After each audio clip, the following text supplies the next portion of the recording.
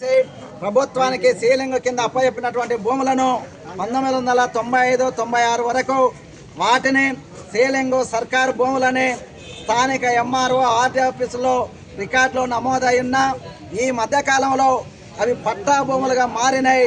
దీనిని తక్షణమే అట్టి దానిని సరి చేయాలని రికార్డులో సరిచేసి ఆ భూములను ప్రభుత్వ ఆధ్వర్యంలో ఉంచాలని భారత కమ్యూనిస్ట్ పార్టీ సిపిఐ డిమాండ్ చేస్తుంది. ఈ భూముల రికార్డు మార్పులు కానీ విక్రయాలు కానీ మొత్తం కూడా అమలులో ఉన్నటువంటి 5 రకాల చట్టాలను ఉల్లంఘిస్తూ ఇక్కడ పనులు కొనసాగుతున్నాయి. మొదటగా వాల్టా చట్టాన్ని ఉల్లంఘిస్తూ విచ్చలవిడిగా వేలాది చెట్లను కొట్టివేయడం జరిగింది. అదేవిధంగా మైనింగ్ ఆర్ఓఆర్ చట్టాన్ని ఉల్లంఘిస్తూ అక్కడ పెద్ద పెద్ద గుంతలు తీసి మళ్ళను సదనం చేస్తూ ఆ చట్టాన్ని ఉల్లంఘించడం జరుగుతుంది. ఫారెస్ట్ యాక్ట్ చట్టాన్ని ఉల్లంఘించి జేఎంట్ సర్వే లేకుండా హద్దులను నిర్ధారణ చేయడం జరిగింది. మన గ్రీన్ ట్రిబ్యునల్ను హరిత చట్టాన్ని ఉల్లంఘించి చెట్లను మొత్తం కూడా నాశనం చేసిండ్రు.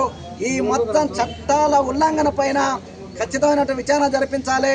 ఈ మొత్తం కొల్లాపురం తాలూకాలో జరుగుతున్న స్థానిక మంత్రి కృష్ణారావు గారు దీనిపైన స్పందించకపోవడం అనేది విచారకరం.